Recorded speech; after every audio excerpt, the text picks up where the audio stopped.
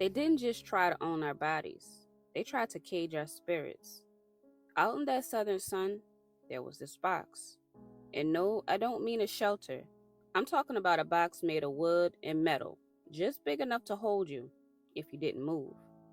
And if they thought you talked back, step out of line, or just wanted to make an example out of you, you could end up in this box. This wasn't discipline. This wasn't order. This was cruelty.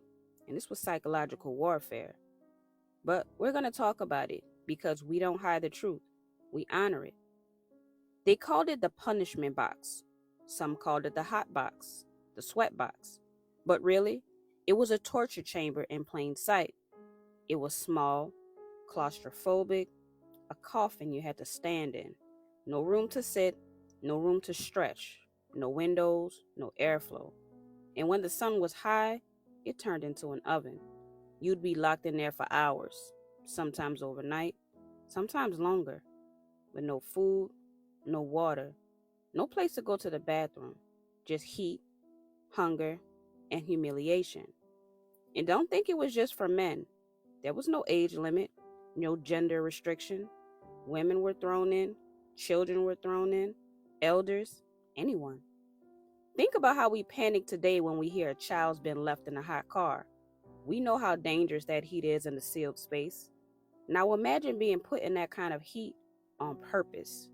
Imagine someone locking you in, knowing exactly what it would do, and just walking away. Do you know how many times they opened that box and the person inside was already gone? Yeah, that's the part that gets left out, but we will never leave it out again. Because this was slavery too. Not just the fields, not just the whips, but these hidden forms of torture used to break people down from the inside out. And when folks say, why didn't they just leave? I want them to understand this was why. This wasn't just punishment, it was a message, a warning. It told every other slave, don't speak up, don't run, and don't rebel. Don't even think about freedom.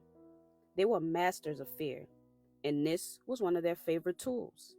They beat us, they branded us, they separated our families, and then, in case that wasn't enough, they put us in boxes and called it justice. And we don't hear about it because it happened behind closed doors.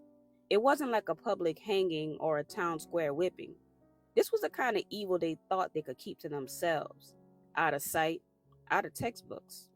Just like that slave owner we talked about in another video, the one who built the jail on his property with the torture room inside. These weren't random acts. These were systems, rituals, designed to dominate not just bodies, but minds. And yet, when history gets retold, somehow black folks are always the ones labeled violent, aggressive, dangerous, and barbaric. But this was barbaric. This was evil.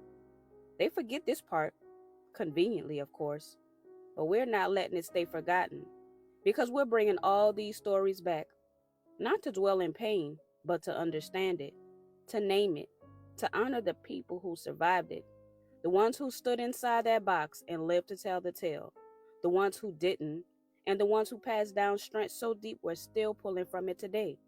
They tried to bury us, they tried to silence us, but we're still here, and now we're talking. And just so y'all know, when people joke about the hot box or the sweat box, this is where that came from. This was the origin. This was the real thing. It wasn't a saying. It wasn't a metaphor. It was survival. It was death. It was slavery. So do me a favor. Comment, like, and share. And tag someone who never heard of this version of story. And subscribe if you're ready for more stories that they don't put in your textbook. Peace.